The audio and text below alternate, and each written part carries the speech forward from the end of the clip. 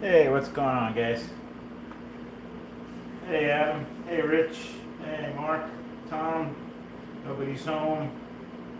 Thanks for showing up.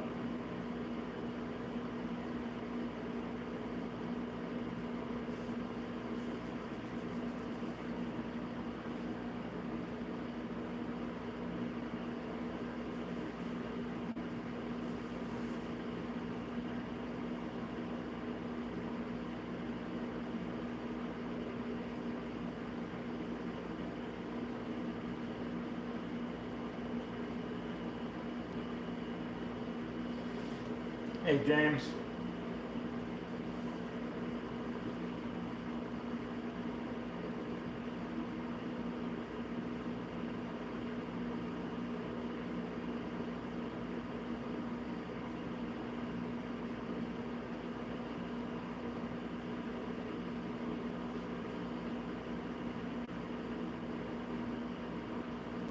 Hey, Mike. Hey, man, child.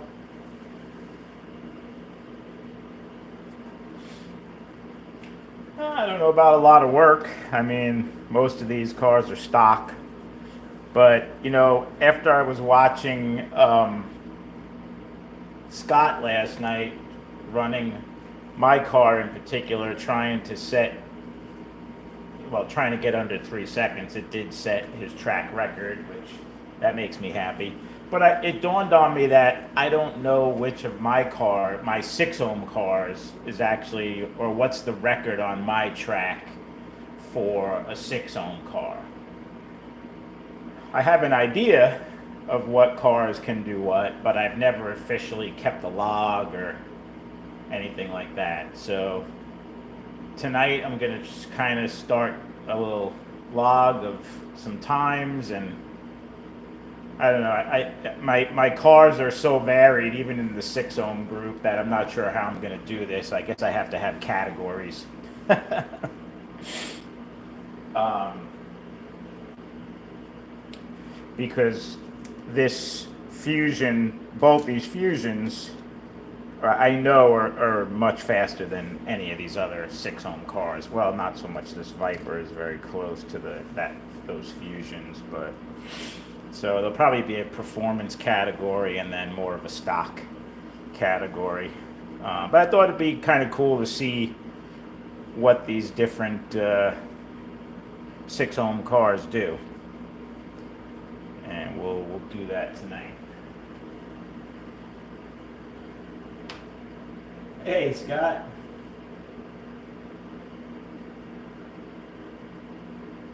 Hey, no drama.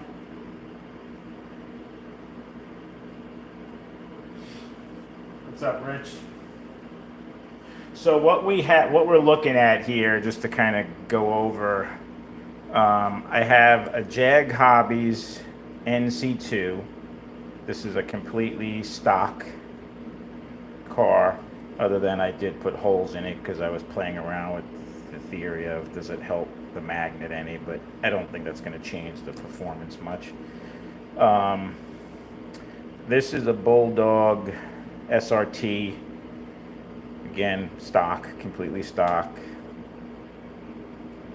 This is a Bulldog, older school Bulldog, that I actually got from Hardin Creek. So I don't know. This kind of has the Hardin Creek flair to it. I think she changed the rear end out, I think, on this, or maybe put a better rear end. I'm not really sure, but that's all I have as far as the stock Bulldog. Then we got some Super 7s here. This is the base Super 7. I think that's the SC with the single flanged rear hubs, non-balanced armature. This is a Super 7 GT. This has a balanced armature. In case you're wondering, it's actually that little insert there in between the stacks there that does the balancing, so you won't see any like holes in them. It's actually balanced by adding that whatever that is in there, that insert. That's how he balances these armatures. So this does have a balanced 6 ohm armature. This has lower profile dual flange tires on the GT Pro 6 magnets, though the stock Super 7 or the SC has Pro 10 magnets, so it's got stronger magnets, but it's further away from the track. So basically this is designed more for your routed type of track, and this is designed more for your home plastic track. This is another Super 7 that Terry did for me for club racing, so this is kind of a combination of the two. It's a non-balanced arm with the stock front end from the SC, but it has a dual flanged lower tires with Pro 6 magnets, so it makes it legal for box stock racing with my club. Not sure, I guess we'll run this just for the heck of it to see how it does compared to these other Super 7s.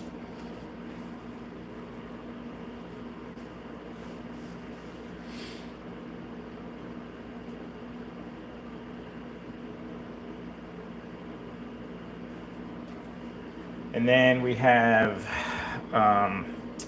the top row here, 2 Fusions. One's a ceramic super stock with silicone sponge tires. This has a 22 tooth crown gear. This is a spec racer, which has a 23 tooth and slip-on silicone tires. This is my most souped up Viper, as far as it has a balanced hot stock arm in it, the max traction magnets, custom rear end tires, independent front end. So those cars are kind of in a different class. I know these are going to be top of the heap, but this is a Viper. Viper I built. There's a category called spec stock class, which we don't race very often, but it's a stock non-balanced V-spec, but you can put an independent front end. You can put whatever front end and whatever rear you want on it. Has to be a 23 tooth crown gear. That's kind of what I was using this car for. This is a stock 6 ohm non-balanced arm.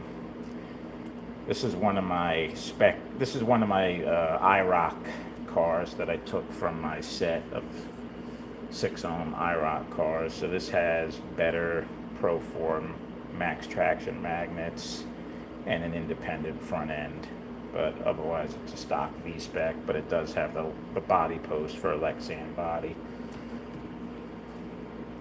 And then this is a completely stock V-spec, other than for some reason I put a different pinion gear on it. I don't know if something happened to the stock, but it's a 7-tooth pinion gear. But this is a stock V-spec, stock O-ring front end. And then we have my one and only, well, I have 2 6 ohm Tycos. This is pretty much stock, other than it has some better silicone tires. This was actually the one I got from Scott that had this body on it, which I normally run. I took this off just for the sake of, I think this is a little bit better body to use to run for some laps rather than this thing. So this is stock. I wish I had a 6 ohm Tyco. I wish I had the car that Scott was sending me. It would be a good comparison for this group. Now that I'm thinking of that, darn it, maybe I should have held off on doing this little experiment. But I'll do a follow-up when I get that chassis, and we'll see how it does. I'm going to make a little log here in my notebook of all the times.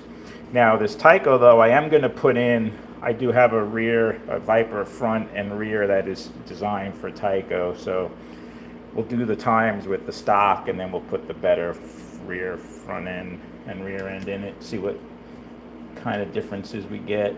So we'll do a little bit of everything. Get over here. And for the Vipers that need a hard body, I'm just going to run this GT40. Well, any car that needs a hard body, basically all these.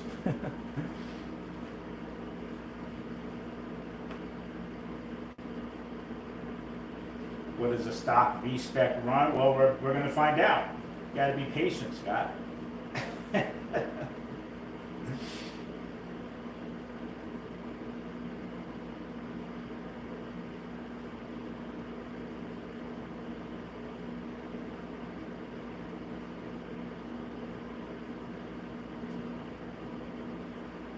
But from memory, Scott, I believe most of my stock V-Specs run like in the mid three range, somewhere around there. And keep in mind, my track is 56-foot lap length, running at 18.5 volts.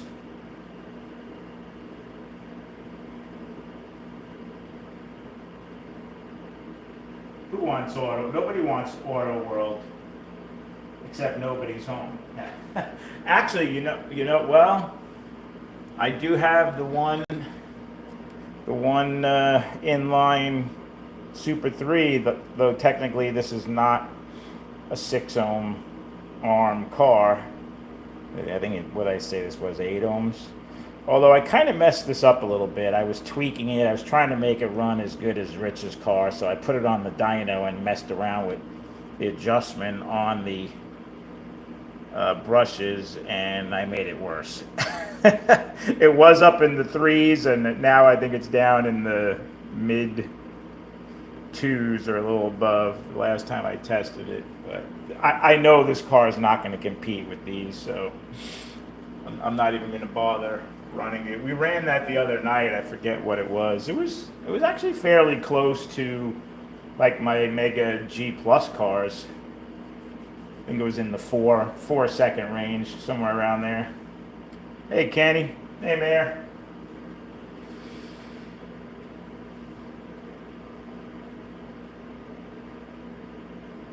Hey, Viper Mike.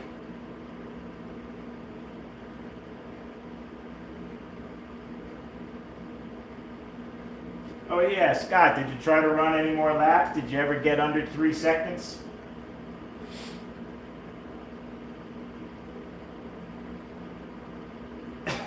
I'll take that as a no.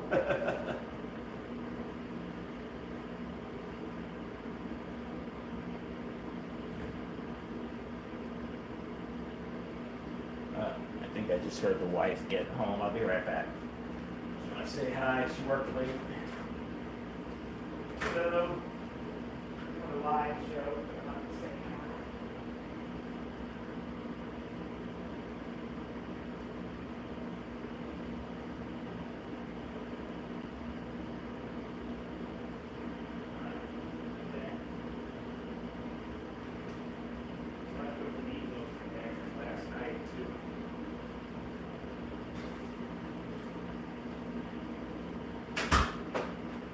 Okay, so I don't know if anybody came in late and I went over everything we're doing here, but I just thought I'd run the majority of my 6 ohm inline cars and see what kind of times we get.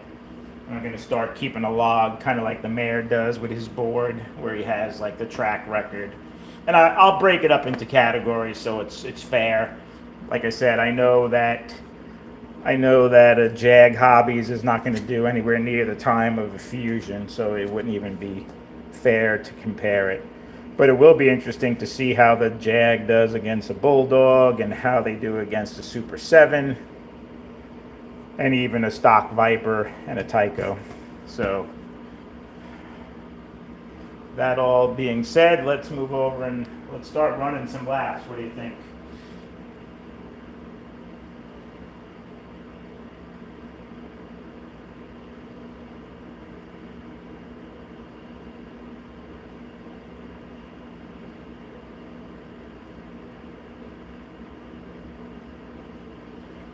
And just so you know, my 2 ohm Viper Neo car has my current track record of 1.97 seconds. So that's the fastest lap that's ever been done, but that's with a 2 ohm Neo car. So. Although I will tell you that these Fusions with a 6 ohm arm, both the Spec Racer and the Ceramic Superstock, I've done under 2.5 seconds with these cars. I've done like 2.4 or something seconds when I have a really good lap. So that's pretty impressive for a 6 ohm car.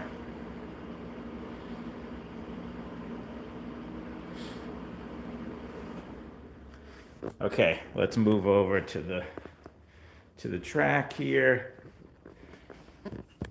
Try and get you guys a decent view. As always, usual view here. This damn stand is a pain in the neck to adjust sometimes. I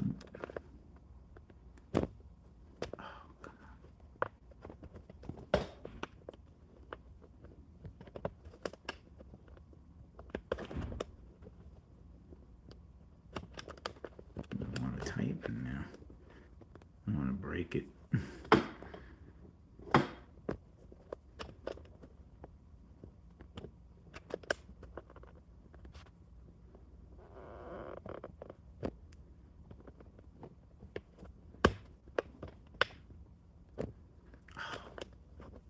Keeps popping down. I don't know what's going on with this thing. Oh well, I might have cut off the bottom part of the track, but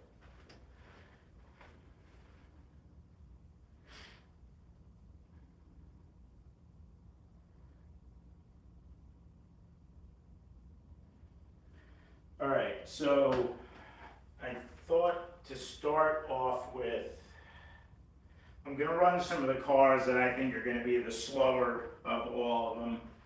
So I'm going to start with the Jag Hobbies and then the Bulldogs. Only because if I go with faster cars first and then I try to drive the slower, less magnet cars, I'm going to have a hard time.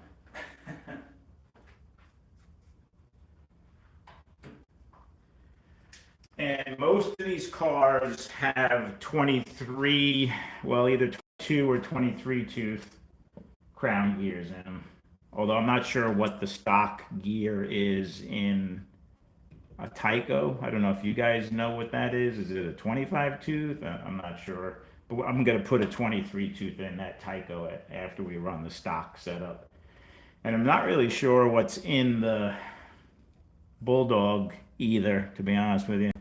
They didn't have any markings on them. I tried to see if it was like written on it. You know, sometimes they put a 2 or a 3 or 3 dots or 2 dots, but they didn't have any markings. But the gears are close.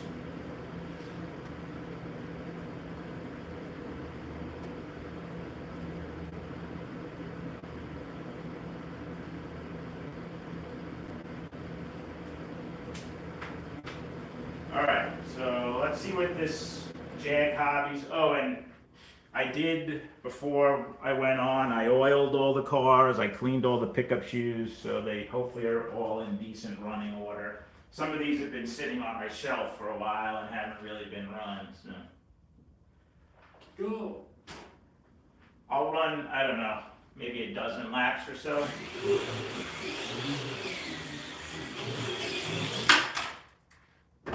Oop, I'm already crashing.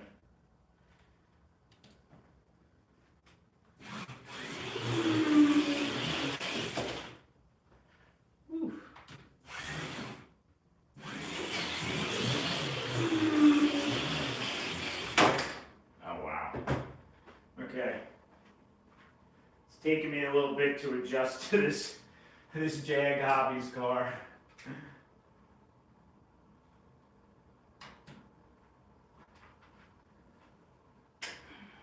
I don't think I've done one lap yet.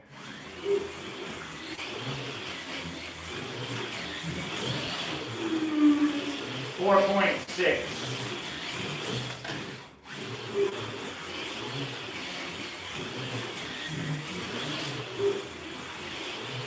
Another 4.6.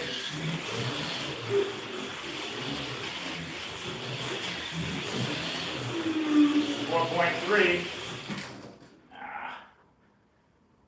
It's not very forgiving if you come out of or into the turns wrong.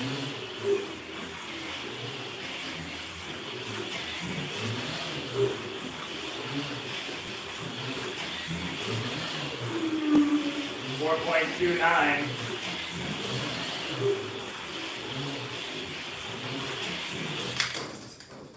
All right, that was 12 laps anyway. 4.2, we'll call it 4.29.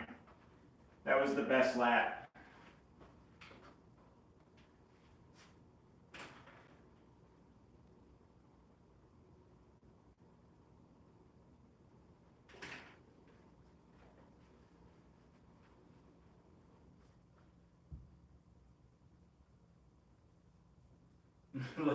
Let Kenny drive. I don't think he could have done much worse than I just did right there, to be honest with you. And I'm not saying that these are the fastest times that these cars can do. I'm sure if I ran many laps with this, I could probably beat 4.2, but we'll just do, like I said, 12 laps, and I'll mark down the best time just as a starting point. All right, next up, I'm going to run the Bulldog SRT. It's a little bit loose on this body, but it should be okay, hopefully. I'm going to reset this best lap time. Okay, here we go.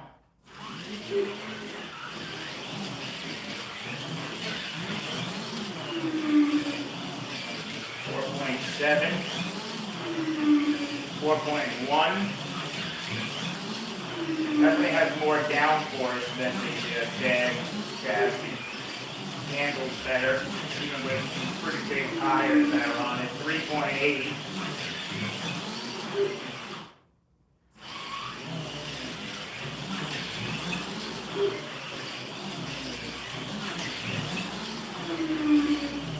3.6.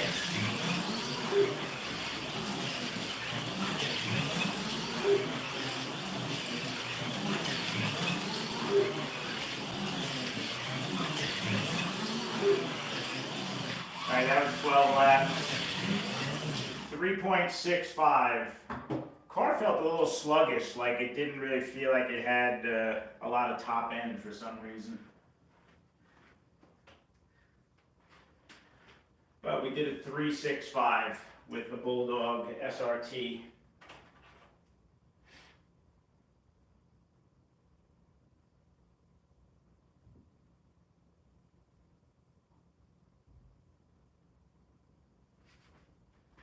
$3.65, yeah, all right.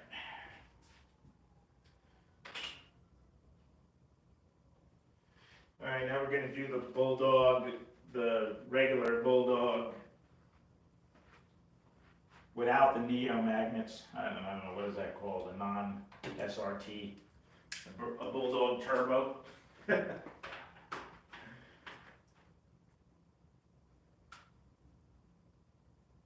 Wow, 32 people watching it. That's pretty cool.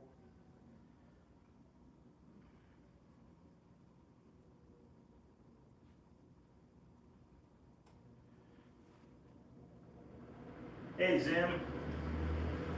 Hey, Chris. Sorry if I missed anybody. All right, so now we're going to run the other Bulldog. I don't even think I de-slotted with that other Bulldog. I guess it has pretty good downforce.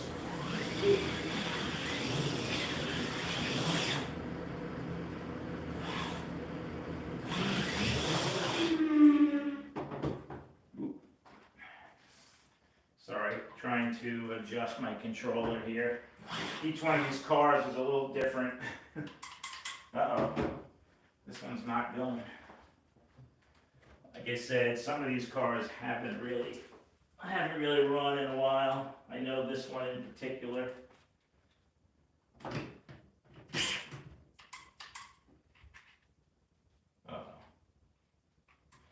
didn't sound good.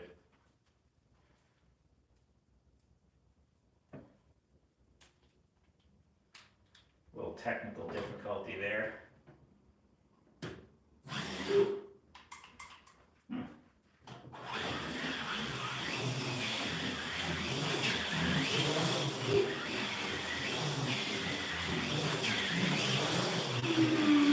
4.2.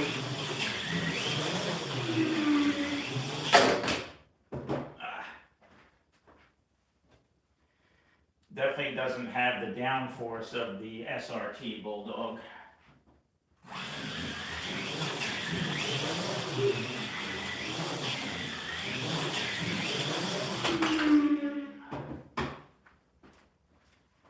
Four point zero.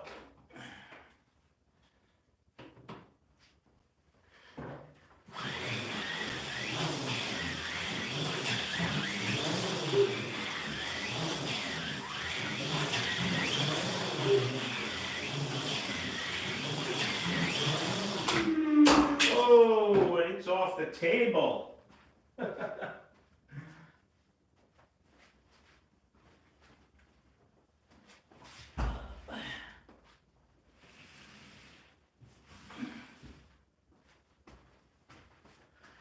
That was a good crash. Did you guys see that one? Oh no. Uh-oh. We have a little bit of a casualty here. I broke the body. Took a chunk out of the body. Good thing this is a racing body. I still feel sad. I might just have to break that piece off and glue it on later. Yep, I just did.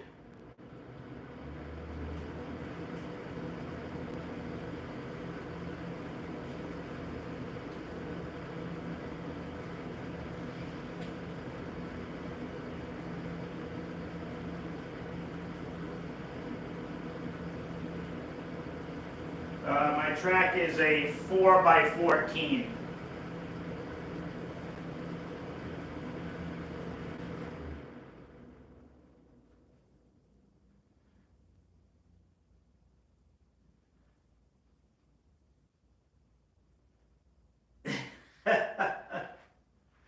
The body's lighter now. Only Bill would come up with something like that. Since this thing flew off the table onto the floor. We still have a few more laps we can do with this before we reach 12.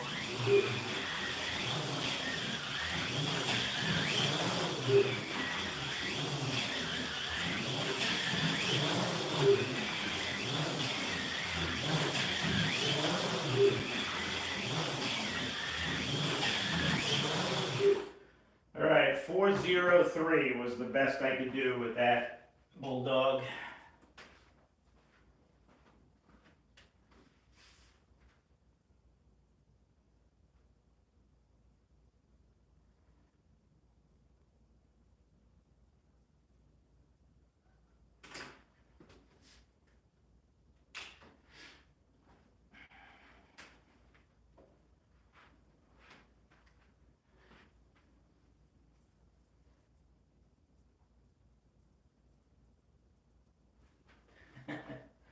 Okay, let's see, what do we want to run next? I'm going to run this Tyco next. Completely stocked Tyco. Compliments of Scott's House of HO.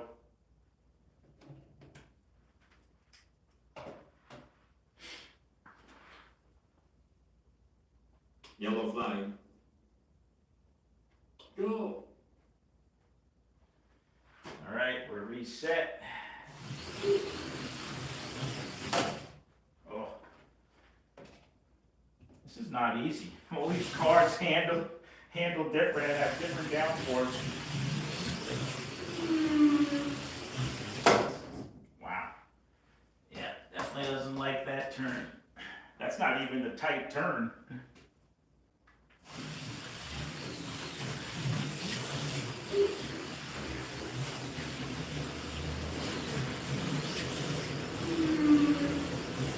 .3.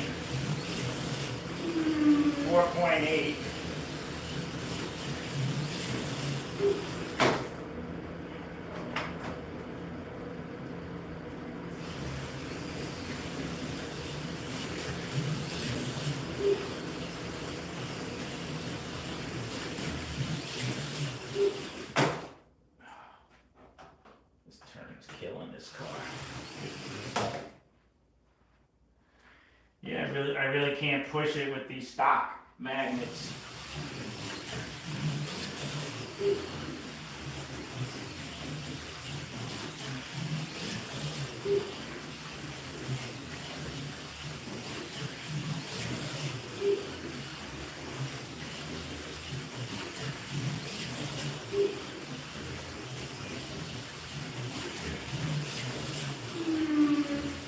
All right, on the 12th lap, we did a 4.75.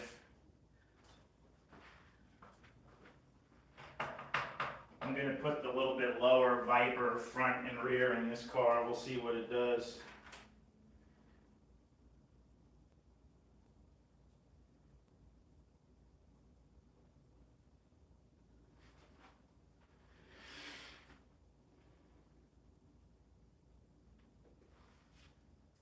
This is a wide pan. Unfortunately, I don't have any narrow stock 6-ohm Tycos.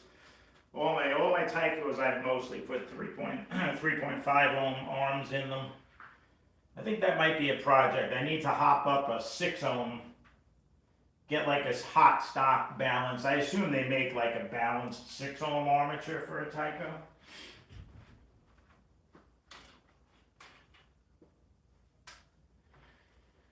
Definitely not a Tyco expert.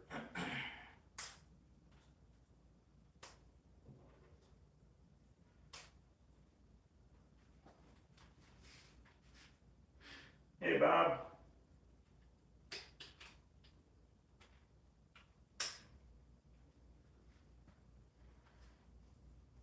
So far the Bulldog SRT with a 3.65 is the best lap we've done. Now we're running the Tyco with the Viper rear end and front end and a 23 tooth crown gear. I'm not sure what size tires are on this, but it's whatever it came with. Alright, reset this. Let's see what we can do with this Tyco. Now that it has a lower, definitely handles better. Well, not that much better.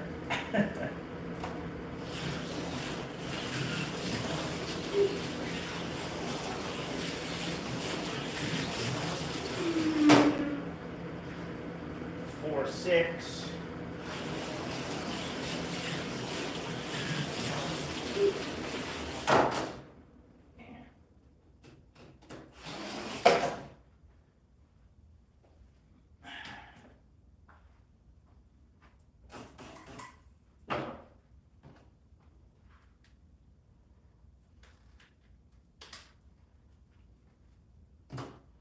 Crashing this thing all over the place.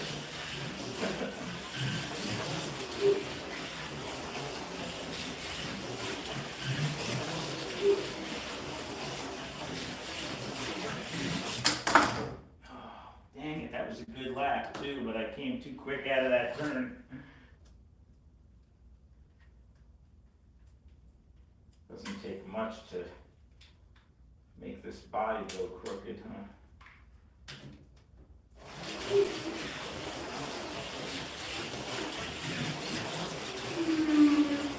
A 4.5, 4.56.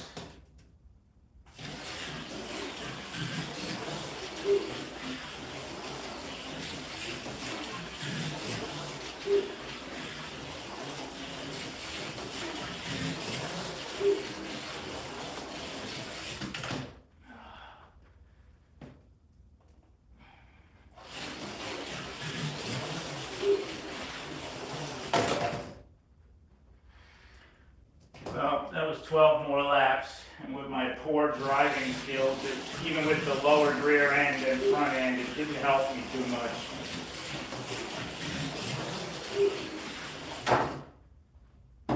Four, five, six. So from a 4.75, we did a 4.56.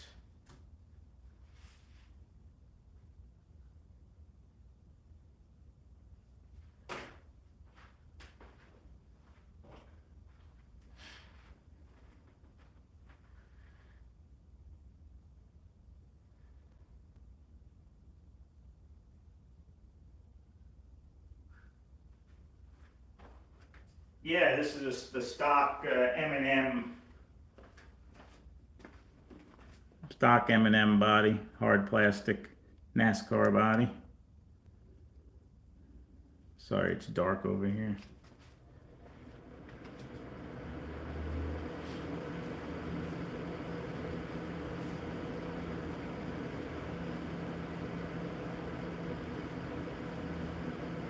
Yep, completely stock. Exactly how I got it. Haven't done anything to it other than I put some silicone tires on the rear. Well, no, now, sorry, this has the Viper stuff in it, but yes, it's stock pickup shoes.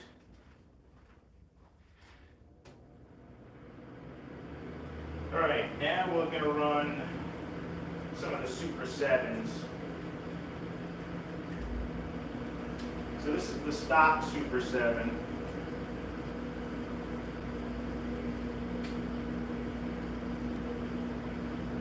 The SC version.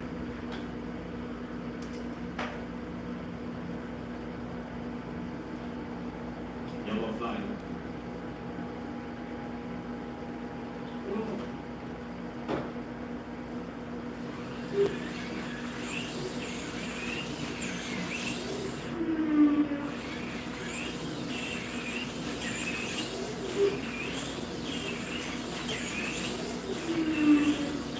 3.2.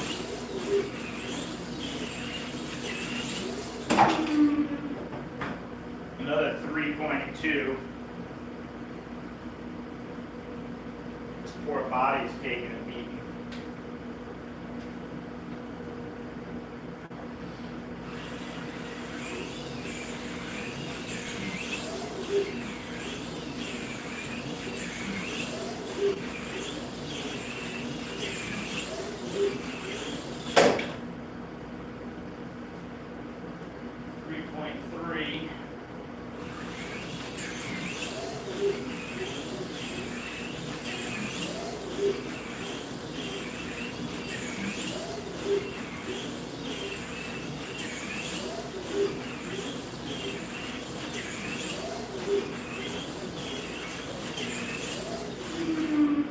Another 3.22. So 3.22.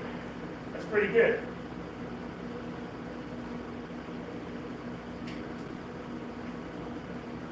Car handled pretty good too.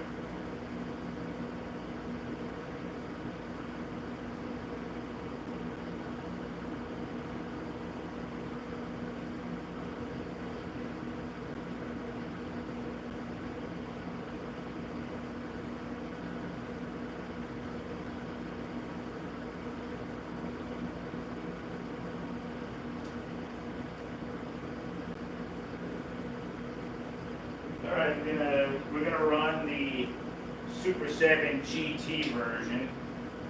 This is a little bit lower to the track.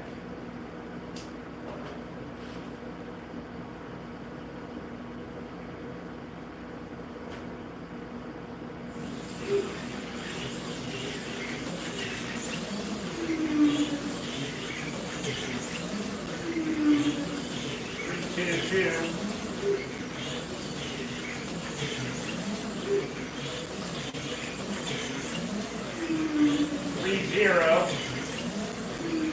Another 303.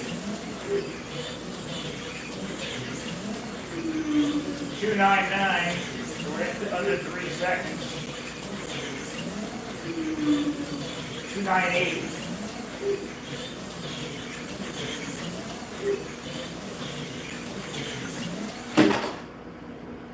298. Car definitely handles good on this track. I was pushing it pretty hard there, and it was staying on pretty good.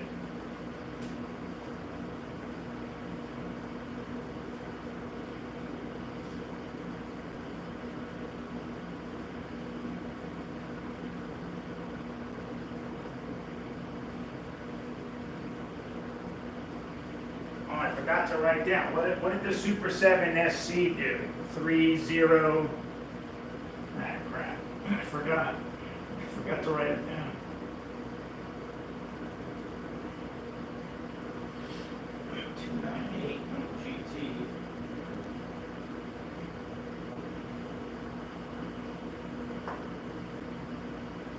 to write down what the Super 7 SC did.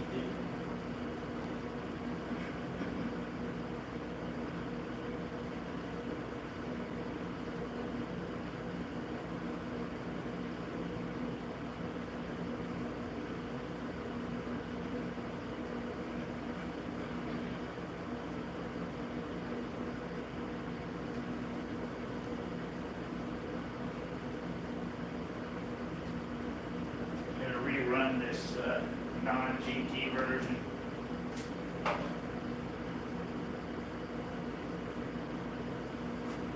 Couple of laps.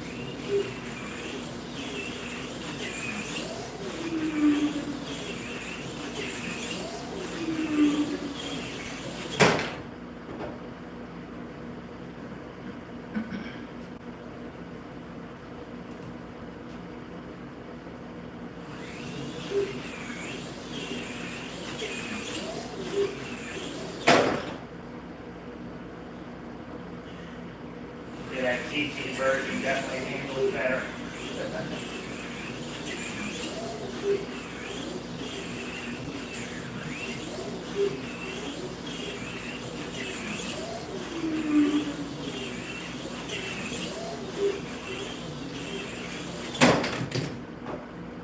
332, or called the 332 on the non-GT Super 7.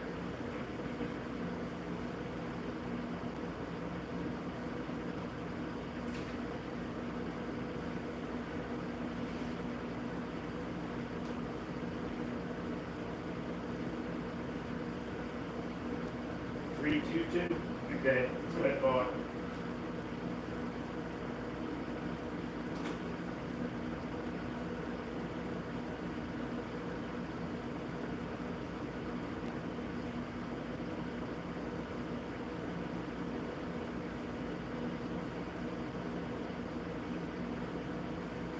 All right, now we're going to move into, you know what? Since I have this other Super 7. The spec club racer version. I'll run a few laps with this.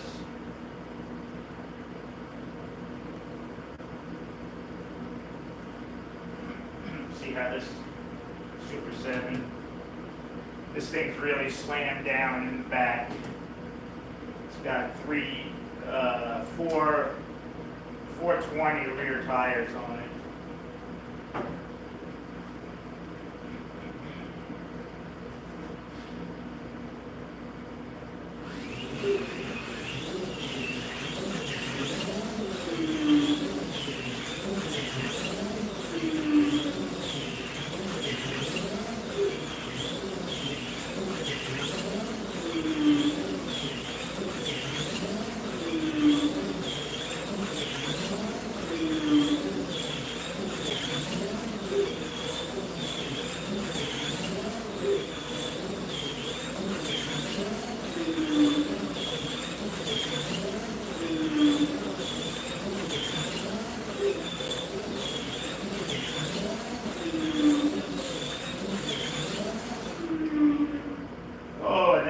That's what Scott wanted. I was at 3 zeros until that lap. I did a 2:978. So we got under 3 seconds.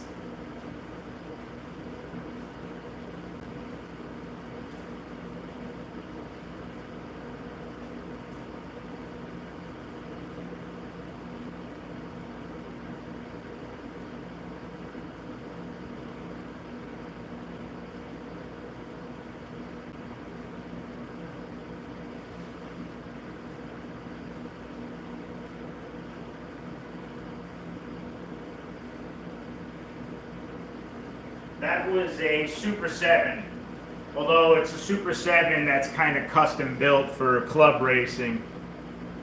It's got a combination of the Super 7 GT and the Super 7 SC to make it box stock legal for hot rod. The Super 7 GT did a similar time, 2:98, and then the SC was a 3:22. So pretty close, all three of those Super 7s. They run nice and smooth and they handle pretty good. Definitely Definitely feels a step up from all the cars we've been racing so far. So the Jag, the Bulldog, and the Tyco, you're getting into a little bit higher caliber chassis now with the Super 7. And now we're moving into the Viper realm, so we'll see what the Vipers do.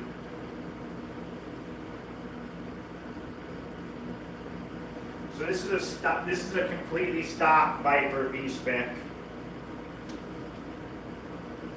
that we're going to run next.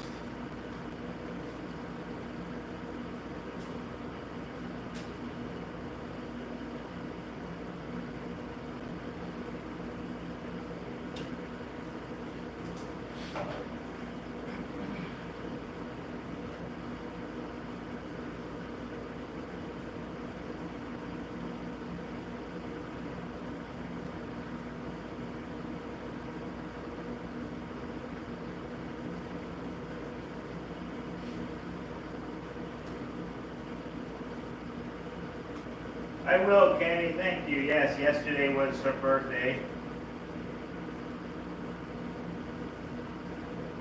Yes, it's a 4x14, 56-foot lap length.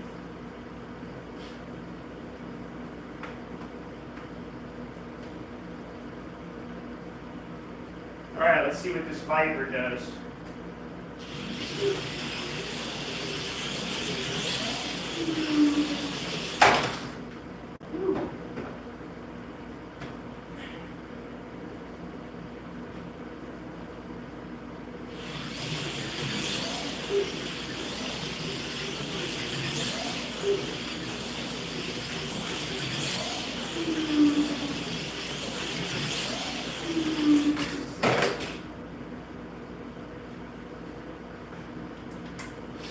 Three 3088 so far.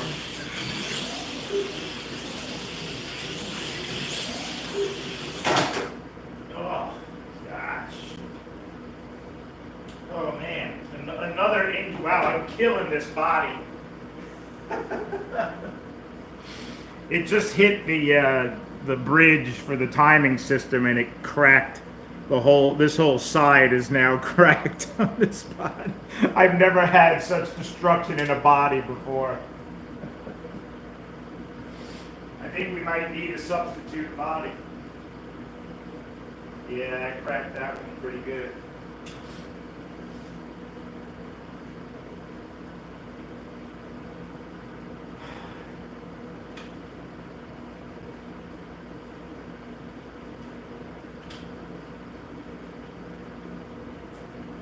It hit, it came around and deslotted here and crashed right into the side of this. There's some good little nicks in the side of this. There's been some good contact to this. I might have to pad this.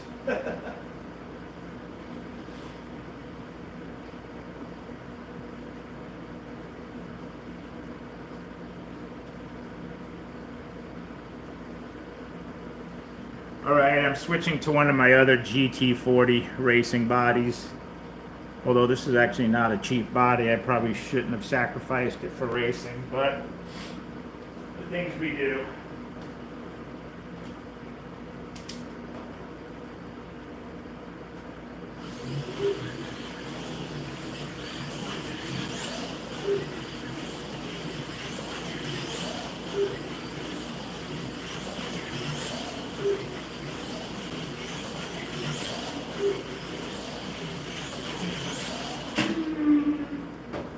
$2,993.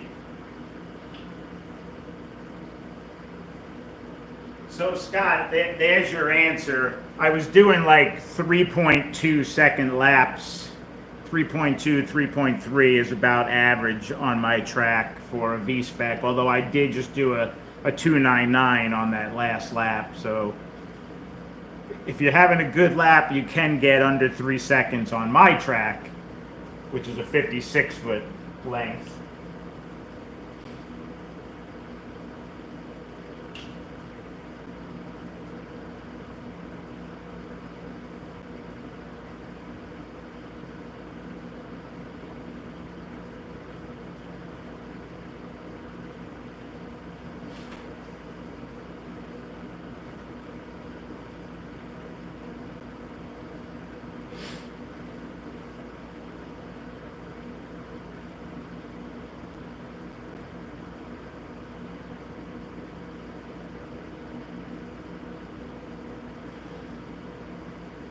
different body, start over.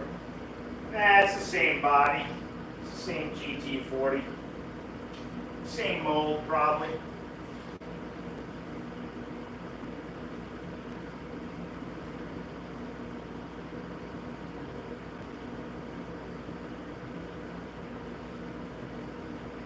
Though the Viper I just ran, I believe, had a 22 tooth crown gear in it. So it is going to have a little bit, yeah. This one has a 22 tooth crown gear in it. I'm not sure if Viper puts 22 tooth or 23. I think they put 22, don't they? I think I put 23s in some of mine because for the racing that I do, I have to have a 23 tooth gear. So this car that I'm going to run next has an independent front end, but it has a 23 tooth crown gear, not 22. So let's see if it makes much of a difference.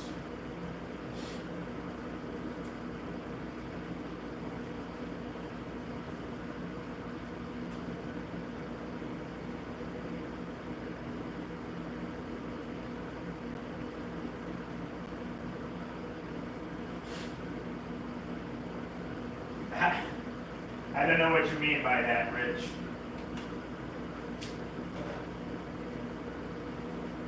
I didn't put the wrong chassis on Scott's car. This chassis I sent Scott is Hopper legal for spec racing. Has a 23 tooth crown gear.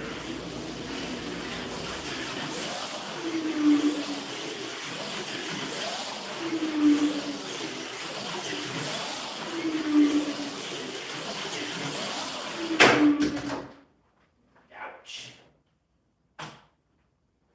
307.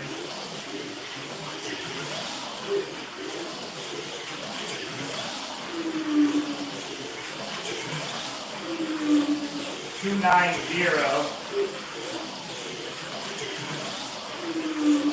285.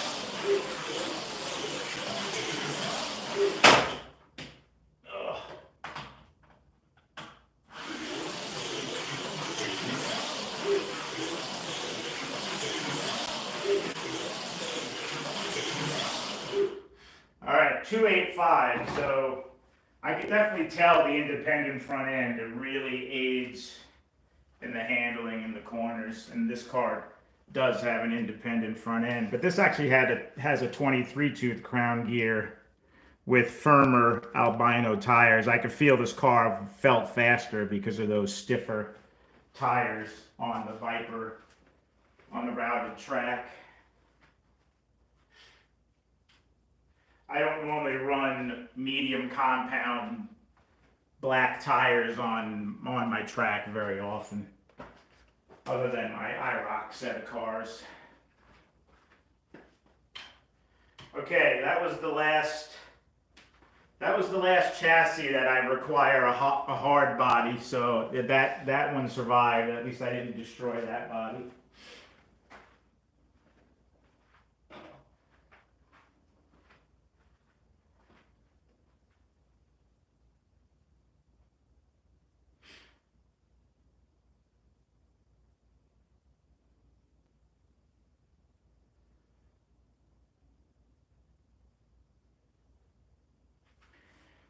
Okay, next up is another stock Viper 6 ohm armature car, but with the max traction magnets, the little bit wider magnets, and an independent front end. And this is going to have, I guess I'll run the same body that I'm going to run on this car.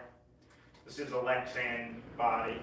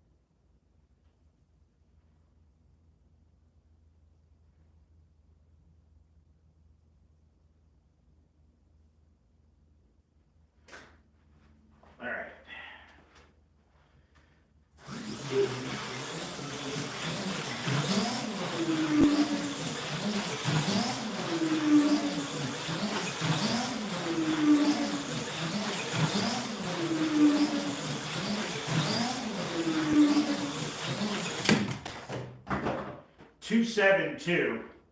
I can already feel with this Lexan body and the independent front end and these wider max traction magnets, this car handles amazingly compared to all the other cars I ran.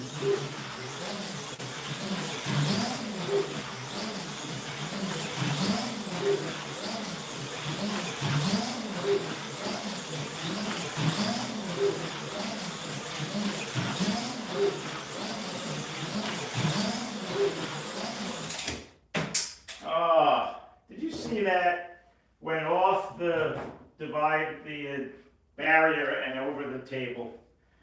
That ain't right. This is not my night.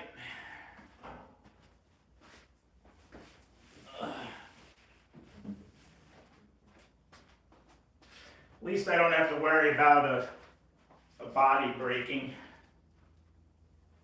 Anyway, that was 12 laps, so 272 was the best time.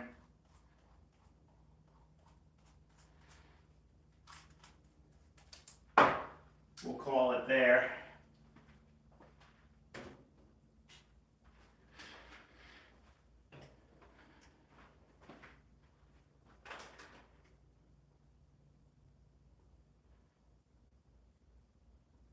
So that's been the fastest lap time so far, 272.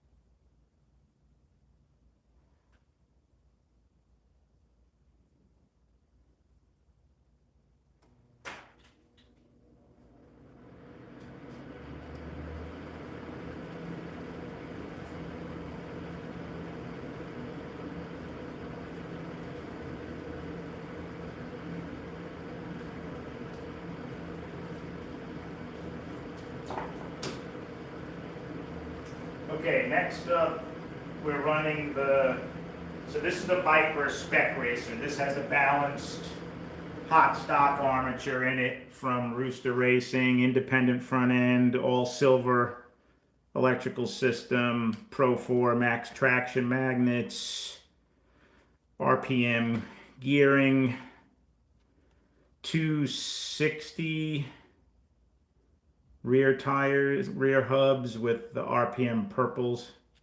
Gets this down to like I forget, 328, I think it is.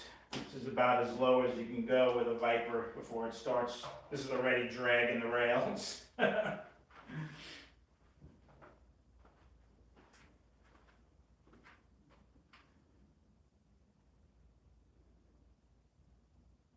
Right?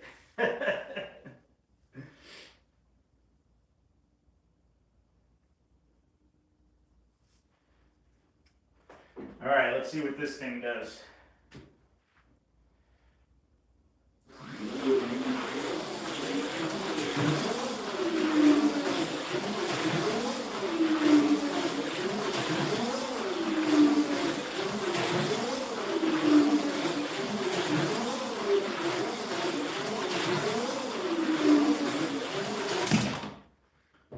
.255.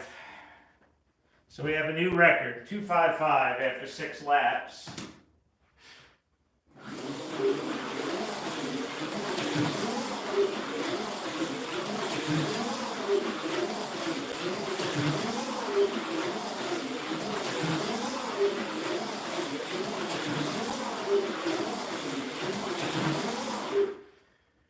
Yeah, average lap about 2.67, but I did a 255.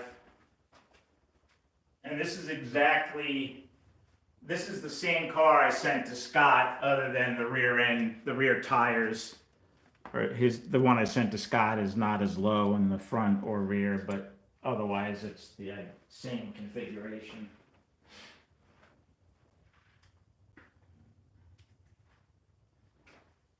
.255. That's pretty quick.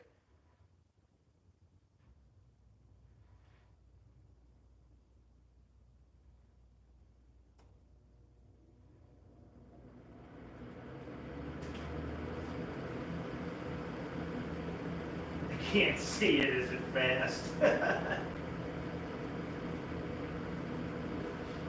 No, actually this car doesn't have very strong magnets. It's a Pro 4 level car. I mean, they're strong magnets, relatively speaking, compared to all the other cars, but it's not like they're Pro 10s or Neo magnet cars. All right, we'll see what this Fusion can do next. There's no jeopardy of any rails coming out with these cars, not even close.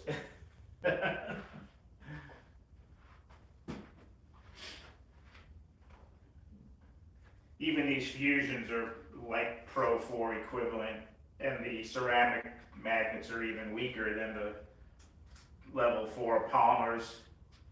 And yes, I did just glue my rails in, so not to worry.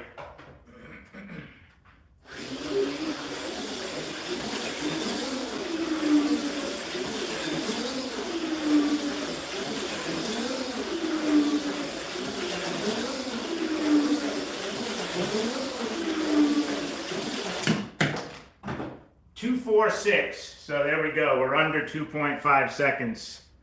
I told you these Fusions could get under 2.5 seconds.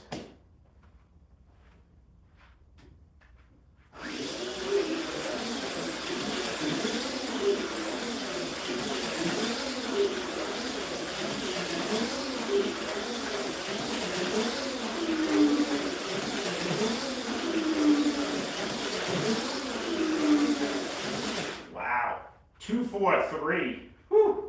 That's the times I do with my Viper modified Pro 10 cars with the 3 ohm.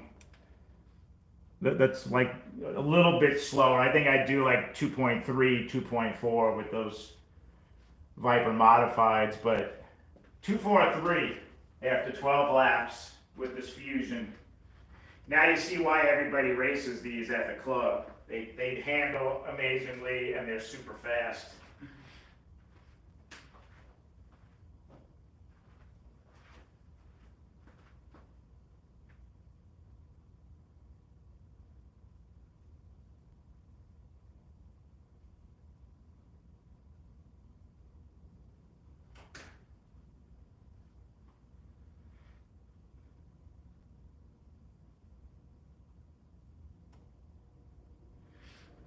Oh my God, Adam, no, I did not run the Super 3. You're killing me.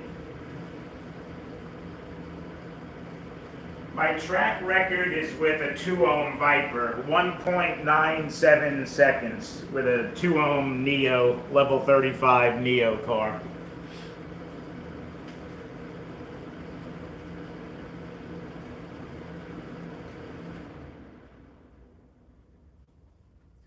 I'll run this ceramic super stock car. It should be similar, maybe not quite as good a time as the spec racer because the magnets are a little weaker, although it does have the silly sponge tires, so they're pretty close actually. I just don't want to put too many laps on. These tires don't last very long and they're very expensive, so I'm saving this for race day. These tires go anywhere from like $12 to $15 a pair for these damn silly sponge tires. And that's just the tires. That's not with an axle or gears or anything. That's just the 2 tires that you have to press on yourself. And you only get a few decent races out of them.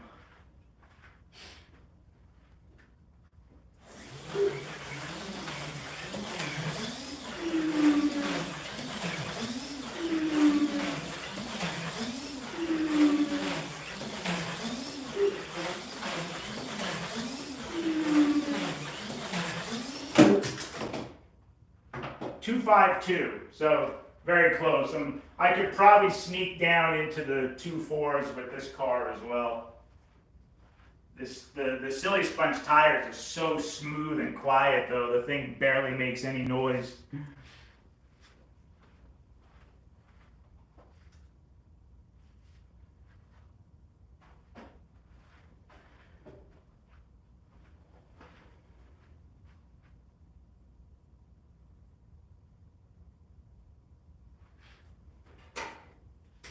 Let's see which car. Adam, you want me to run the Viper 2 ohm? See if I can get under 2 seconds. The only bad thing about running this 2 ohm Viper is when it does crash, it's kind of scary. It's definitely a hard hit. Though it's built to take a beating, so I'll give it a few laps.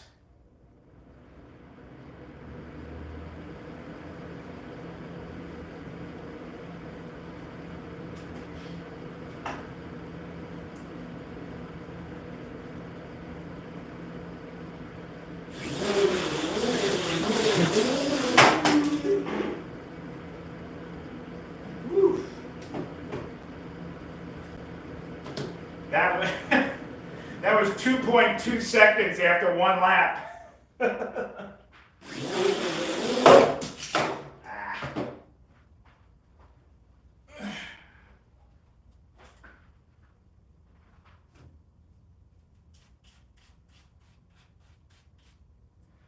I may actually take this car a little lower. I have this thing set up kind of high because of how strong the magnets are, but I have 275 hubs, so I have wider hubs on this to the magnets aren't really coming anywhere close to touching the rails. I could get this thing to stick like glue, and who knows what kind of lap times I could do.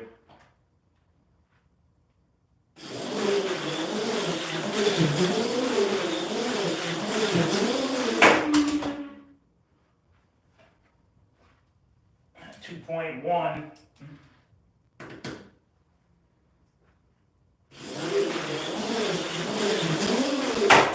I can't take this turn.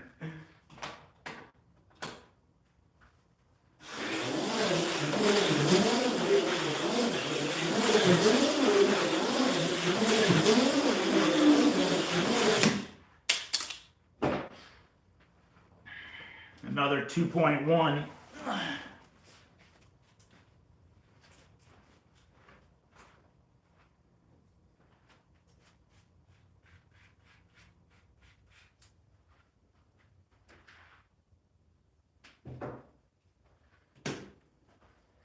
Though I actually did, I think I was on the white lane when I did that 297, not the blue. The blue lane that I'm on now is harder.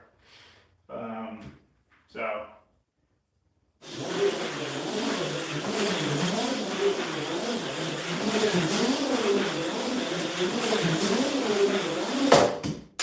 Woo! Off the wall.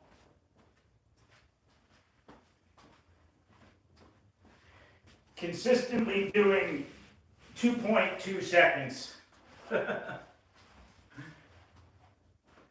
With the way this car is set up, it's not going to do much better than that. It's just, like I said, I have it kind of high, so.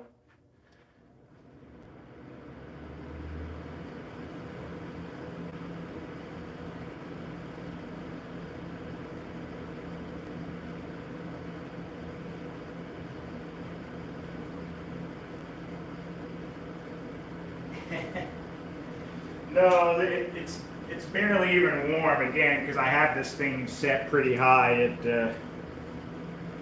It's not any jeopardy of burning up the armature or anything like that. I may actually I don't know if this rear end would survive. I have a stiffer, better crown gear. I have the heavy duty. It's not metal gear, but it's the heavy duty yellow, orange RPM gear. But I was thinking of putting these 260 purple tire rear end to bring this 2 ohm down a little bit, but I don't know if this crown gear will survive.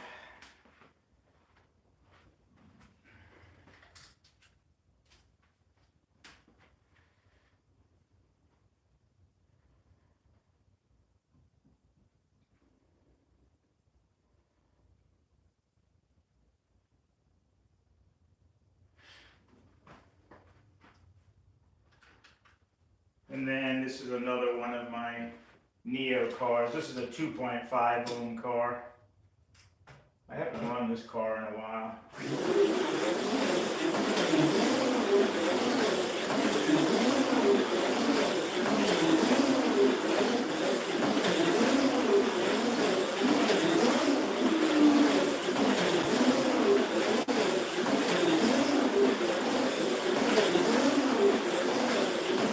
This car actually is doing better. The slightly slower magnet at 2.5 armature at 2.5 ohm. This thing seems to be a little more controllable. I actually just did a faster lap with this, a 2.12, than I did with the pink car. So it's a pretty good setup.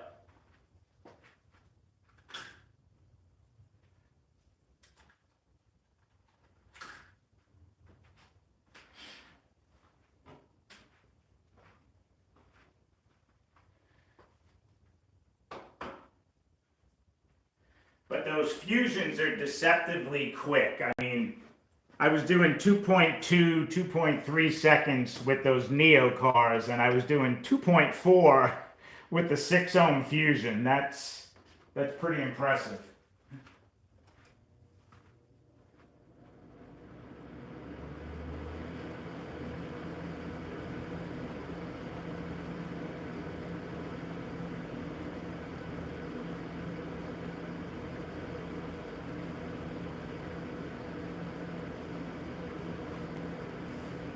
Okay, so this is our results. We've got the Tyco, surprisingly, well, I guess it's the oldest chassis, so I shouldn't say surprisingly, but the Tyco was at the bottom at 475 with the stock setup, and then 456. And I know these numbers can be improved upon if I was to hop up the car some. But trying to run some stock cars here as well, so you see what you get out of the package. I have to say, I think for the money, the Bulldog SRT wasn't bad with a 365. That car handled pretty decent, and I know you could put lower tires on that SRT Bulldog. The Super 7 to me is probably, I mean, it's more money than a Jag or a Bulldog, maybe by $10, I think. So you're going to pay for it, but I think the performance from the Super 7s are worth it. They're worth the extra $10. So you're going from 3.22 with the stock Super 7 to right around 3 seconds with a Viper V-Spec. So you're not gaining too much with the Viper V-Spec over a stock Super 7. And the V-Spec is a $10 more chassis over the Super 7. And then to get into any of these other classes, you're spending a lot more money to modify the cars. But I mean, it pretty much played out like I thought. The Vipers were the fastest, even stock V-Spec, then the Super 7, then the Bulldog, and then the Jag, which is kind of what I expected to see.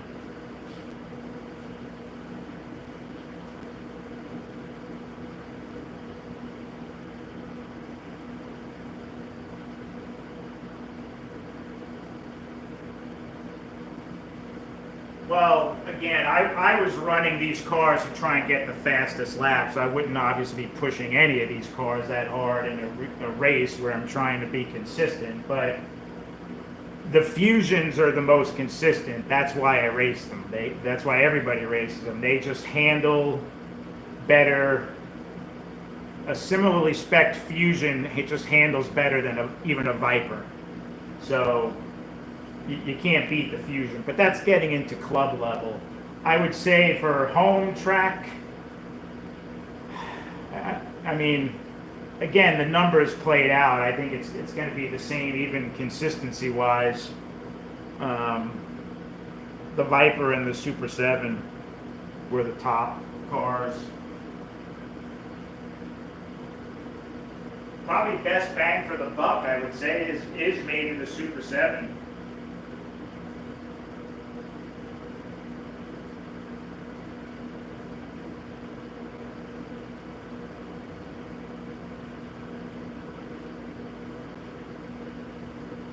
Yeah, but you can't compare a Fusion to a Bulldog or a Jag. And the price, you can literally buy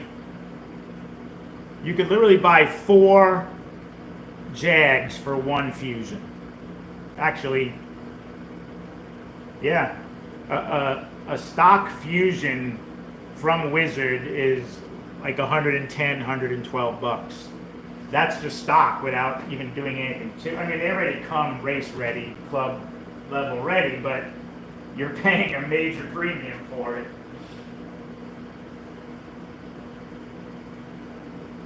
Yeah, then you get up into, then, the next rung down is a stock Viper V-Spec, which is, what, like 50 bucks, something like that, I think, for a V-Spec. Then you drop down to like $34 for the Super 7.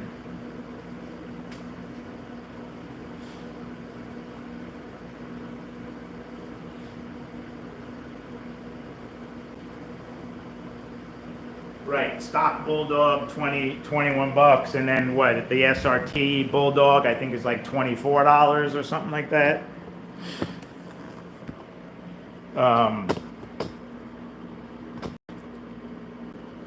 One thing that's nice about the Super 7 is it is a little more versatile than the Bulldog. The Bulldog, unfortunately, has the body post mounted into the chassis, so you're not going to be running any Formula One cars on this. But on a Super 7, you could run the same Formula One bodies that a Super G Plus or a Viper could run.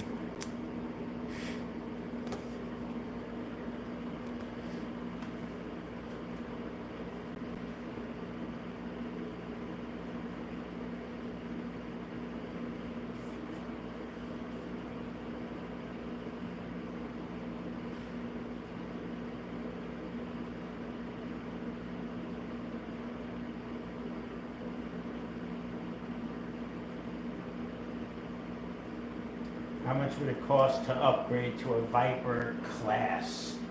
You mean like the cheapest Viper? Right around what Mike said there, $45 just for the chassis. That's with no body. And that's not even with a body clip. I believe when you buy a stock Viper chassis without the body posts, it comes just like this. So you got to spend another $2 or $3 to get whatever body clip you want. If you're getting it without the Lexan body posts and you want to run hard bodies. The nice thing about the Viper is they do make, same thing with the Super 7, they make the Tyco clips, they make the Lifelike clips. So you can run all different bodies on these cars depending on the clip that you put on it.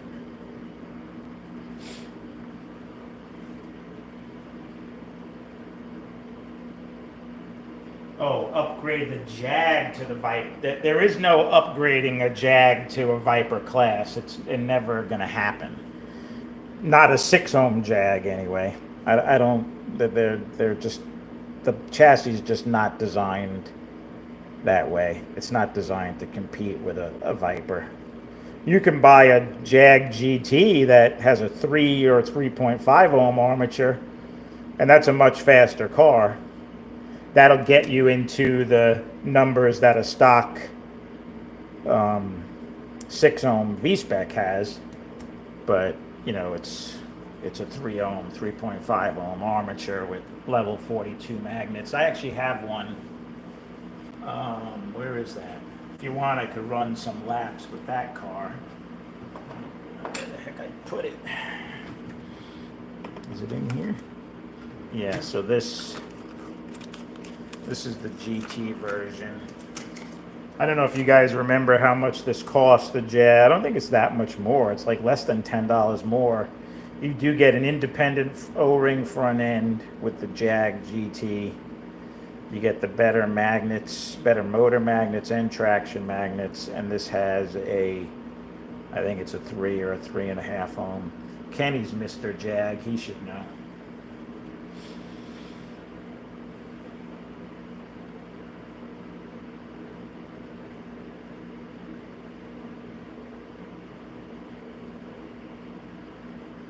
Yeah, definitely, for sure, nobody's home. I mean, it wouldn't be any fun to run this car against this car. So, that's why we race certain classes where the cars all have to be the same. Or I'll run my IROC cars, which they're all built exactly the same. Yeah. But I could try and run some laps with this 3 ohm or 3.5 ohm Jag. Let's see how this thing runs.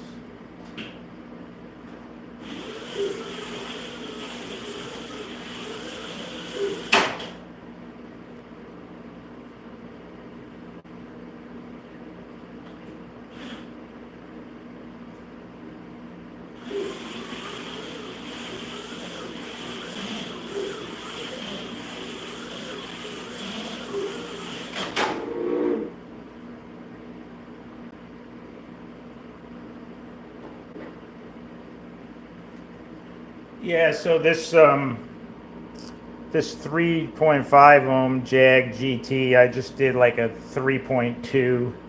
So it's getting around the numbers of a V-Spec. Doesn't handle quite as well as a V-Spec. I don't think it has the downforce of a V-Spec either, but it's a very affordable chassis.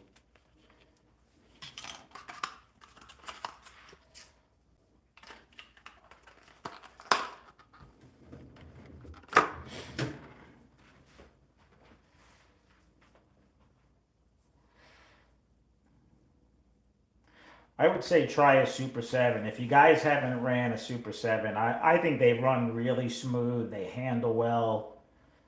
I know they're a little more pricey than a Bulldog or a Jag, but personally, I think they're worth it.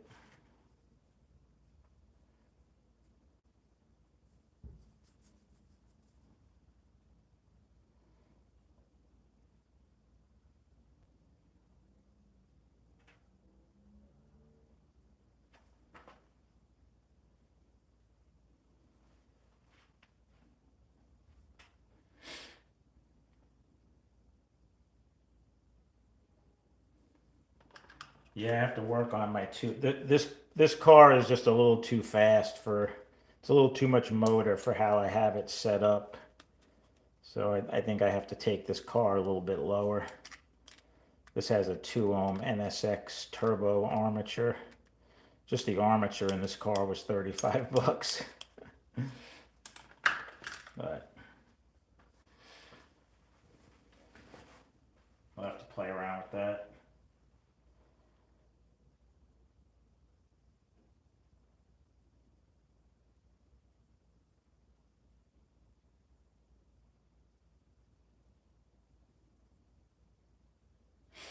Put a governor on it. No, Bill, there's no hammering going on here.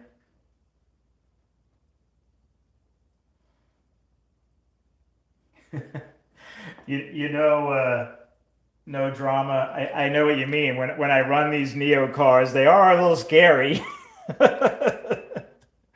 I mean, they're just it kind of makes you chuckle. They're so fast. It's not even. I don't know. I built a few just to experience it, but it's not something I would really want to race for an extended period of time. Every now and then I put it on for a few laps, but it's ridiculous. You can't even see it. And these are not even, I mean, they have cars way faster.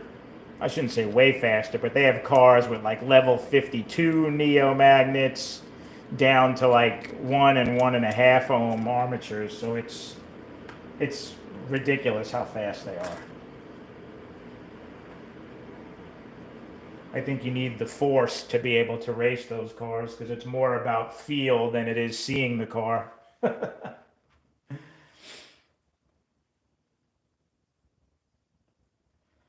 Actually, Bob, I wouldn't feel too bad if I took the hammer to the Super 3.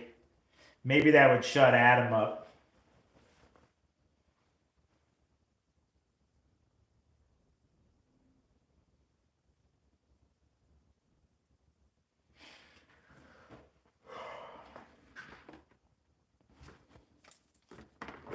But anyway, that was fun. I kind of have a log of some times here, so I'll have to keep an eye on trying to set some new records with different cars.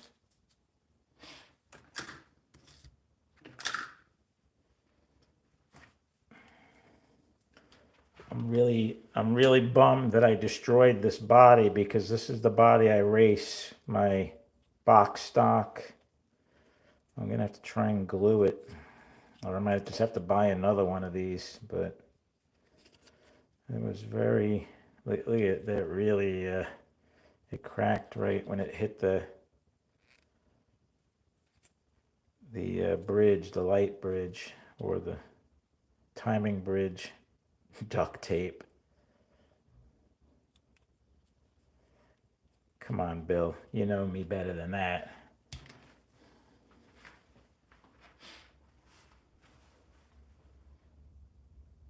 Yeah, I'll super glue it. It'll be fine. I think I had the same. Yeah, this cracked right there as well, and I super glued this, and this is held up pretty good. It never came apart again. So this thing took a beat, and this used to be the body that I raced with, but it kind of got loose. Doesn't stay on as tight as I need it to. It was coming off too much, even on minor crashes. So what I liked about this car is it stayed on pretty good. I hope it still, after I glue this, I hope it still stays on fairly tight.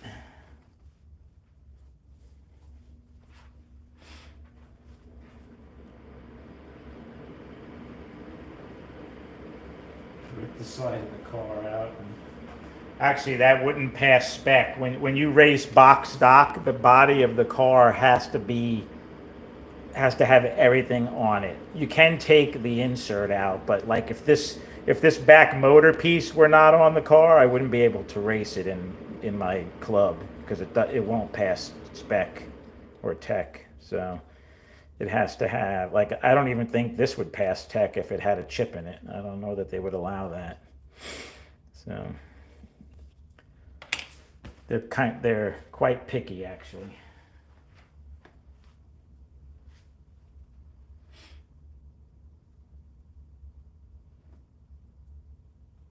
I guess technically it would be lighter than stock if a piece of it was missing.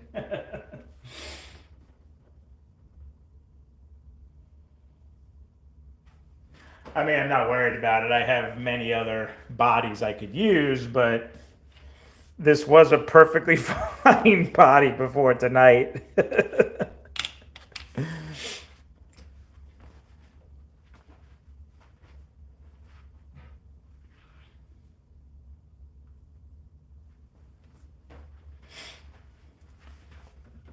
I guess I should get the glue out.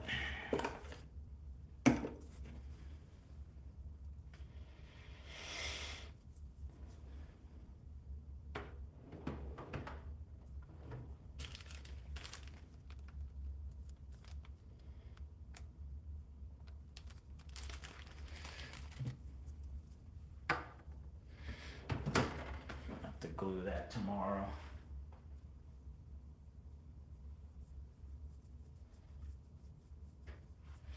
I know, right? Nobody's home. That poor body did not deserve it. My poor driving has it killed it. It was tricky though, racing all these different cars. They were such a different feel. They all handled different. They all had a little bit need of a little adjustment on the controller. And just trying to do it with only a few laps, it wasn't easy. So, and when you're used to running high-end Viper and Fusion cars, it's hard to go back down to the other cars. It really takes me some time to get the hang of it.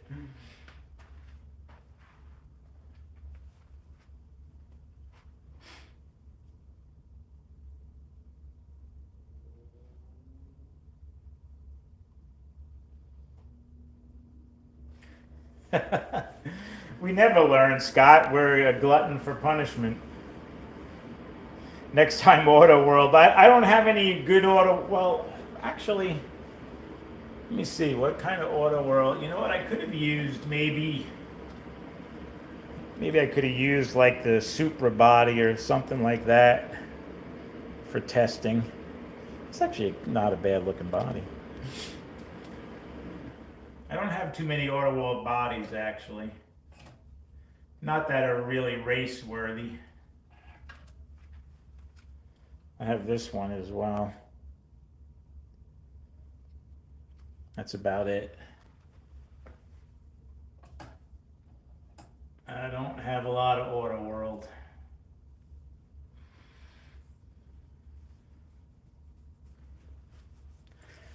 That's why I race mostly Lexan bodies. I can't break these. Well, you can, but it takes a long time, and they don't really break, so to speak. They just kind of get worn out.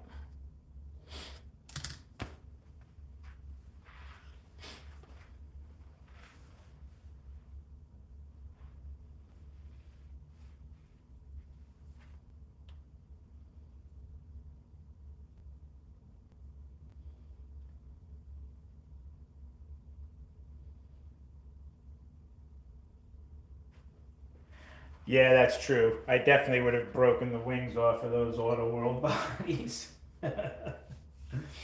Well, and when you're trying to race for best lap time, you tend to push at least I do. I know I push the car way harder than I normally would, but just to hit that one good lap where you get your best time.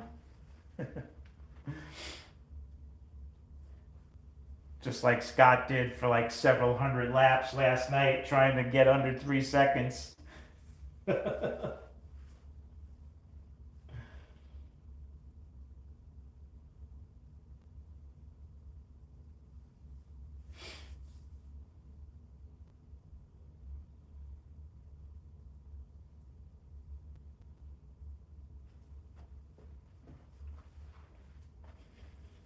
I saw that Jay Jap from that does most of the Lexan bodies.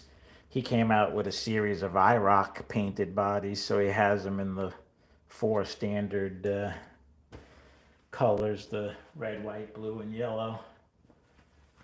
I think I might pick up a set of those.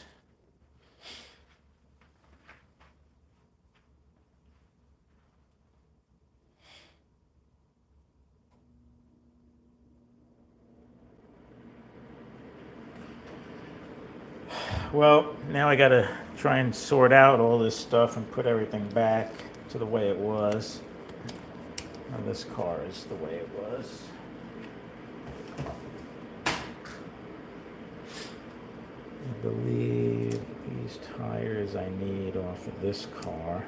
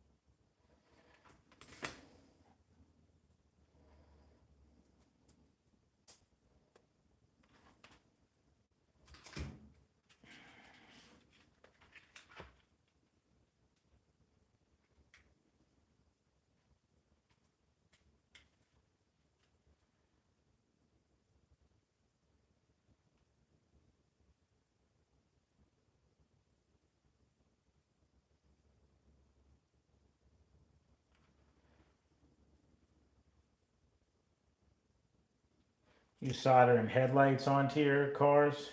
Which cars? Rich.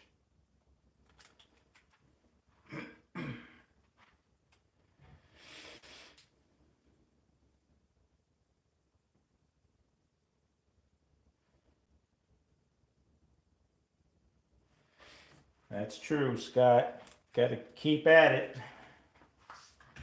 Actually, I think my next lot, well, I'm gonna probably this weekend go up to the Vero Beach hobby shop to get some practice time in because that's where the club race is at the end of the month. So I think I'm gonna bring my tripod with me and I'll do a live feed from the hobby shop and you guys could watch me crash my cars on a really nice track.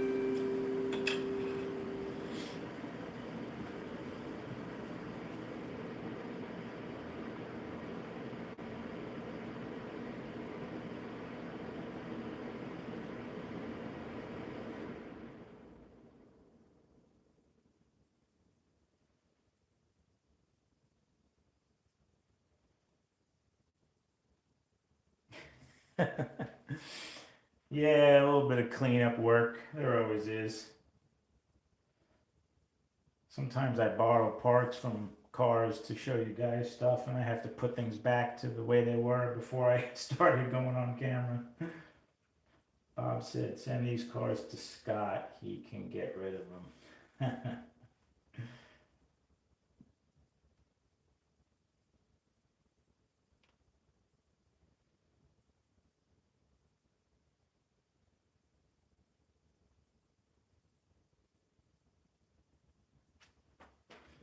Yeah, the Vero track is pretty cool. I think you guys would like that. All right, let's put this Tyco back to the way it was with its stock stuff.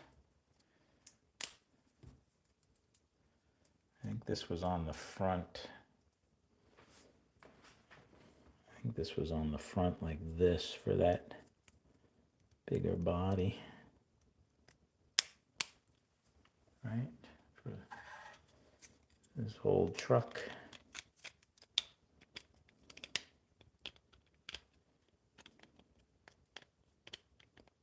Maybe? Yeah.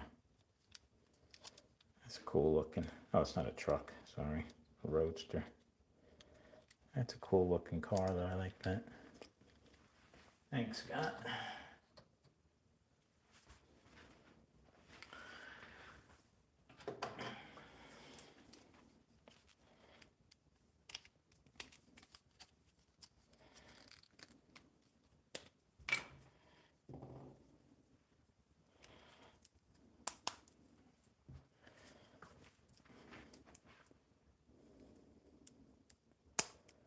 This is one of my faster Tycos.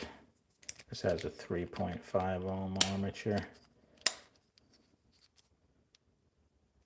with the dual springs, the better pickup shoes. I put better brushes in it. Pro 8 and Pro 4 magnets. Pretty good running car. I have 3 or 4 Tycos set up like that with the 3.5 ohm armatures. All right, what's next?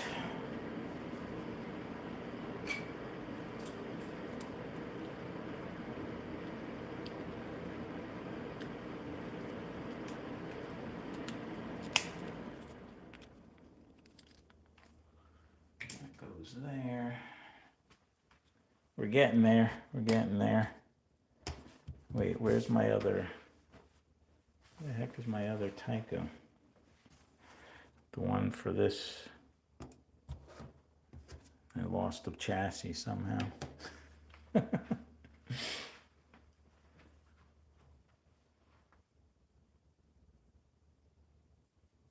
What time does what run?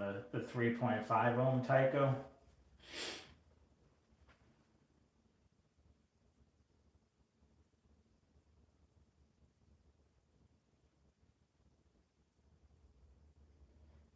.5 ohms don't catch fire, Bill. What the hell are you talking about?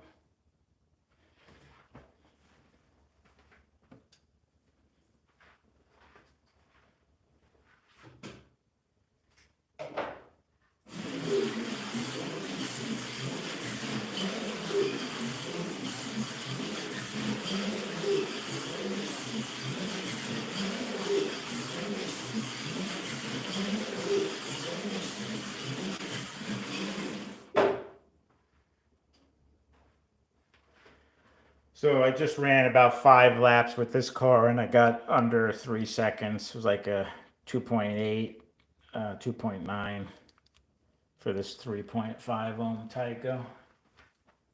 That was without really pushing it. So runs pretty good. Handles good, but that has all the Viper rear end, Viper front end in it. I don't have any Tycos with independent front ends though, I just realized. I'm gonna have to upgrade one or two of them.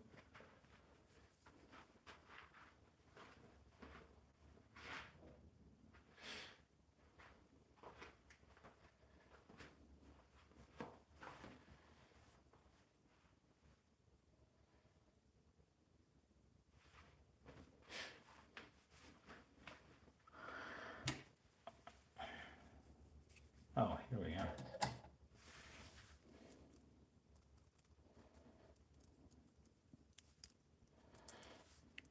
This was the chassis that came in this car I got from Scott. I got this M&M car from Scott, but I put a balanced 3.5 ohm armature with Pro 4 and Pro 4 motor and Pro 8. So I couldn't run this car because it wasn't it wasn't a 6 ohm car, but I used the body. Thankfully, it survived all the crashing that I did to it, so my M&M car survived. That car runs good too. It's a good running car. I like that combo. I like the 3.5 ohm Tyco with Pro 8 traction and Pro 4 motor magnets. Seems to be a good running combination. And then you can play around with the tires on it.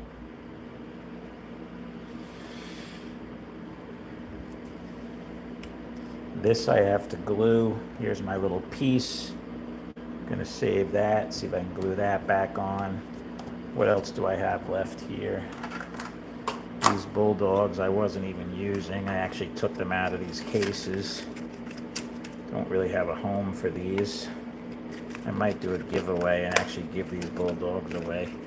Have to see about that. Where's that other, yeah.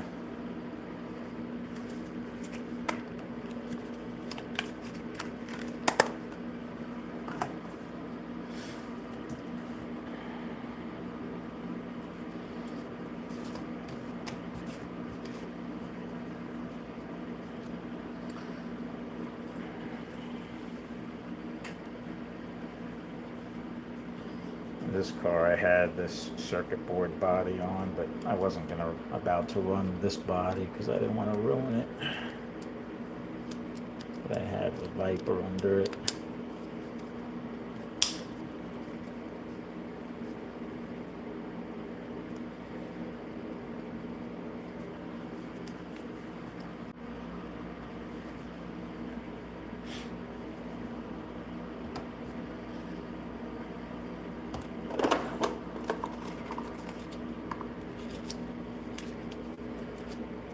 This was actually my IROC red car that I used for this test.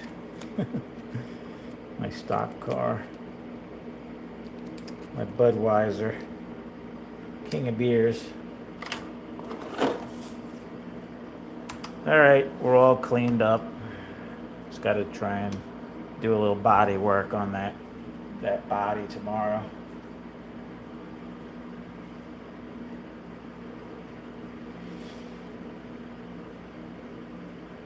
What's very smooth running? Tyco?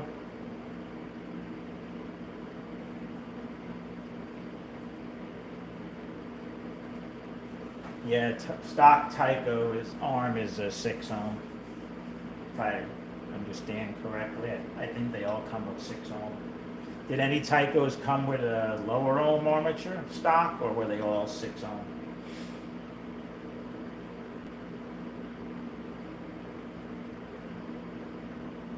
Yeah, she likes that M&M car. Although I don't even let her run that because she's Mrs. Crash.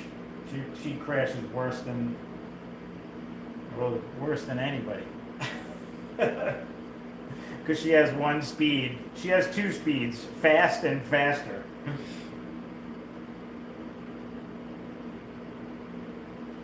Yeah, all of my 3.5 ohm Tycos with that magnet setup run pretty smooth.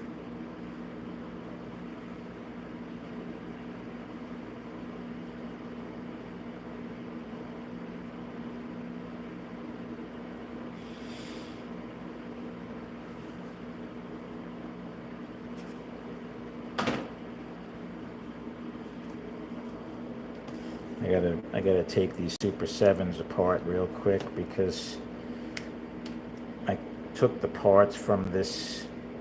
I need the Pro 6 magnets from this GT and this rear end, this dual flange rear end. I put these in. These things are a pain to get out. I put them in this SC to make a box stock legal car for my club. Because you have to run the bigger front end. Can't run a Viper O-ring front end or an independent front end. But you can run a dual flange rather than this single flange. So, but you can't run the Pro 10 magnets that come in the SC in my club. So I take these out. So I take the parts from a GT, the motor magnets from a GT, the level 6 magnets, and I put them in this SC version with, oh actually that's not the rear, this is the rear end I built for this with some albino tires.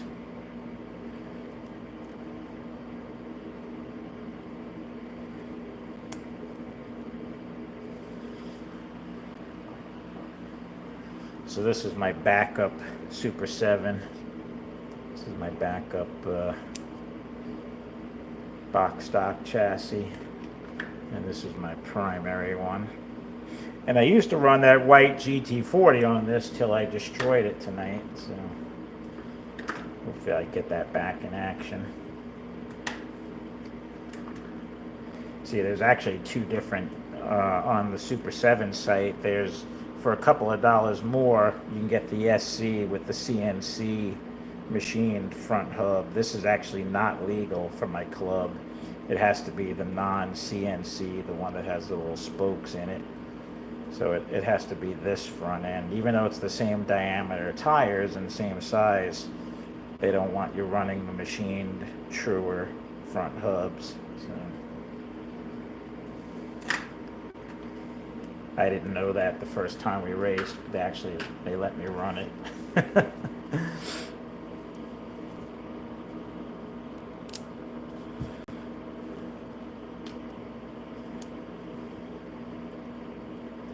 I think Terry gets like $36 for the one with the CNC front hubs and $34 for the cheaper one. And then I think it's like $39. Is that what it is? $39 for the GT version? I can't remember. Something like that. Pretty sure the cheapest one is like $34.95 or something like that.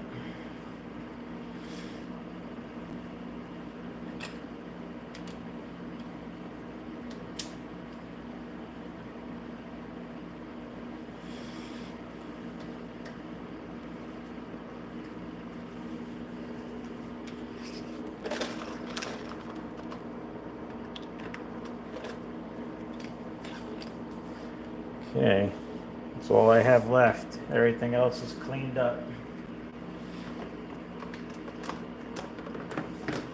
See the things I sacrificed for you guys, crashing my nice GT40.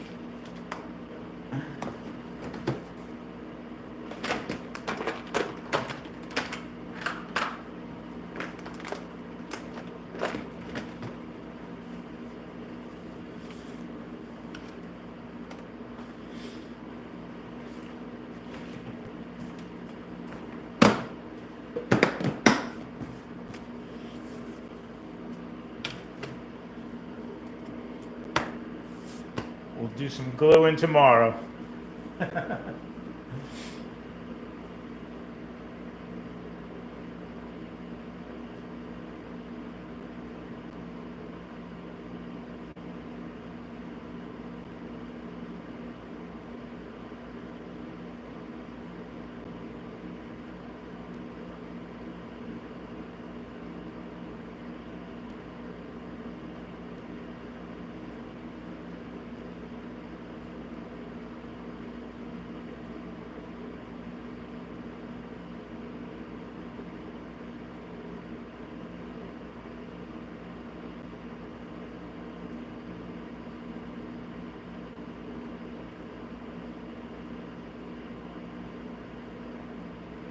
Sorry, I'm just catching up on some of your comments here.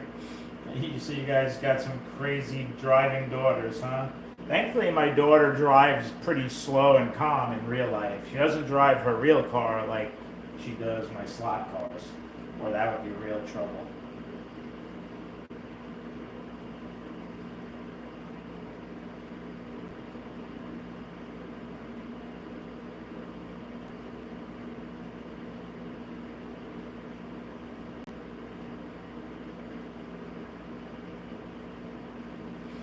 Yeah, no, there's no crying in slot cars. At least there shouldn't be.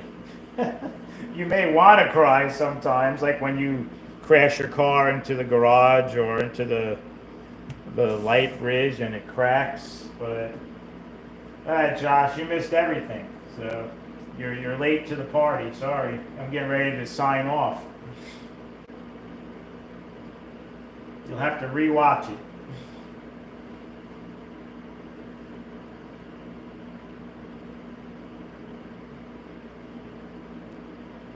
Pour one out for the GT40.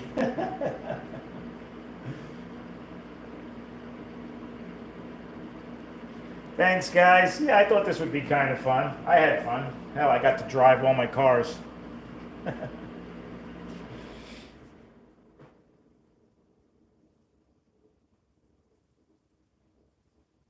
Sounds good, Mike.